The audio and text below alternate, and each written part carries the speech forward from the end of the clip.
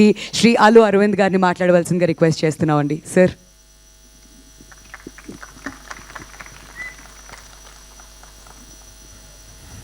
Vote of thanks అంటే జనరల్గా ఓ రెండు ముక్కలో నలుగురికి థ్యాంక్స్ చెప్పి ముగిస్తే అందరూ వెళ్ళిపోతారు. కానీ నాకు కొంచెం ఇంకొక 2 నిమిషాల పని ఎక్కువ ఉంది. మేము ఆహ్వానించగానే సంతోషంగా ఈ కార్యక్రమానికి ఇచ్చేసిన గౌరవ ముఖ్యమంత్రి రేవంత్ రెడ్డి గారికి నా హృదయపూర్వక నమస్కారం. Thank you sir. Thank you very much. And I appreciate you traveled all the way overseas and been here, being partners of Dolby. Thank you very much, sir. And Bunny, hi.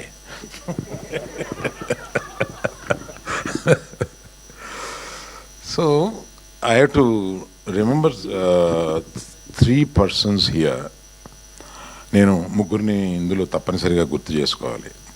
వారు ఇంతకు ముందే చెప్పారు.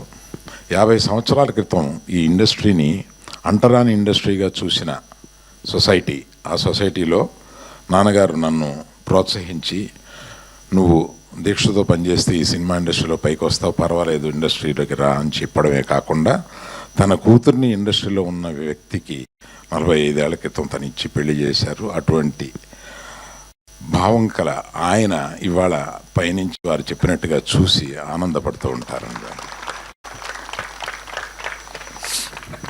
రెండో వ్యక్తి ఎంతోమందికి తను ఒక ఇన్స్పిరేషన్గా నిలిచి ఎంతోమందికి హీరోలు అవ్వడానికి ఒక బాట వేసి ఒక ఇన్స్పిరేషన్ ఇచ్చిన చిరంజీవి గారు.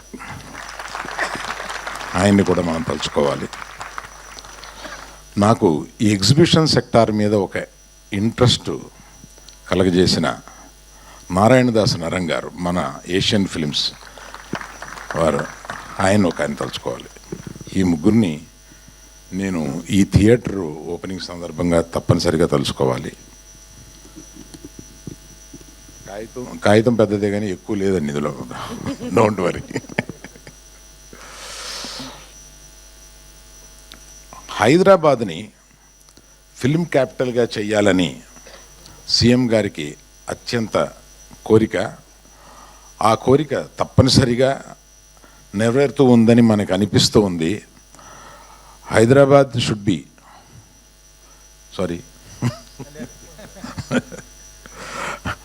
అంటే హైదరాబాద్ని ఫిల్మ్ క్యాపిటల్గా మీరు చేయాలన్న మీ దృఢ నిర్ణయానికి ఇండస్ట్రీ ఎప్పుడు తోడుంటుంది.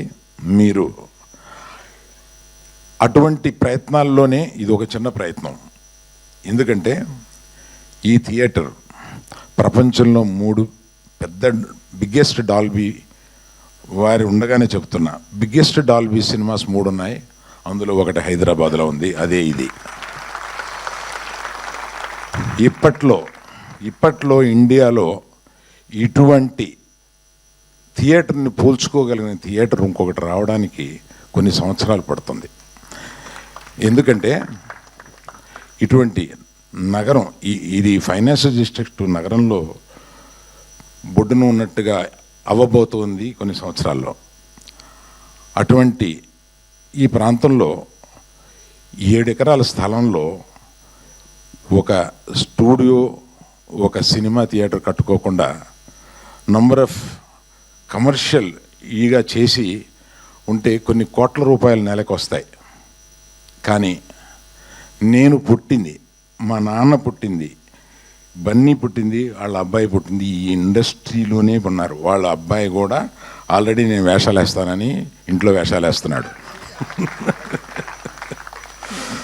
సో 4 జనరేషన్లు మేము ఈ ఇండస్ట్రీలో ఉంటూ ఒక ఇండస్ట్రీకి ఏదైనా తిరిగి మనం ఇవ్వాలంటే ఇటువంటిది ఇవ్వాలి కదా అని. ప్లస్ నాకు ఆఫ్టర్ ఐ రిటైర్ నేను చూసుకుని గర్వించదగిన ఒక చోటు ఉండాలి కదా అని అనిపించి అటువంటి రియల్ ఎస్టేట్ ఇది చేయకుండా దీన్ని ఒక థియేటర్గా మలిచాను. దానికి మా నాన్న ఇలా చేయకుండా ఇలా చేశాడేంటి అన్న చిన్న ఫీలింగ్ లేకుండా నా కొడుకులందరూ నన్ను దీనికి ఎంకరేజ్ చేశారు. నువ్వు ఏమి కావాలనుకుంటే అది చేయి daddy, whatever gives you great satisfaction, please let us do it అని అందరూ నన్ను ఎంకరేజ్ చేశారు. తెలంగాణని అభివృద్ధికి తీసుకురావడంలో ఏకదీక్షతోటి వారానికి 14 రోజులు పనిచేసే మనిషి ఈయన. అటువంటి మనిషి ఆయన్ని నేను ఎక్కువ మీడియాలో చూస్తుంటాను. నాకు ఒకటి అనిపిస్తూ ఉంటుంది, అది మీతో చెప్పాలి సార్. నైకీకి ఒక ట్యాగ్ లైన్ ఉంది, జస్ట్ డూ ఇట్ అని. ఆయనకి ఏదైనా ఇది మంచిది, ఇది ఉపయోగపడుద్ది ప్రజలకి, ఇది తెలంగాణకు ఉపయోగపడుద్ది, Hyderabad, he will just do it. ఎక్కువ క్యాలిక్యులేషన్స్ లేకుండా he will just do it. That's what I have notice sir. That is what made you great today. నేను అది నమ్ముతున్నా. మీరు ఏదైనా గొప్ప పని చేసేటప్పుడు ఈ జస్ట్ డూ ఇట్ గుర్తొస్తుందన్నమాట మీకు. అటువంటి అది అనిపించి నాకు ఎప్పుడన్నా ఆయన ఎదురుగుండా మాట్లాడే సందర్భం వచ్చినప్పుడు ఇది చెప్పాలని అనిపించింది, చెప్పాను.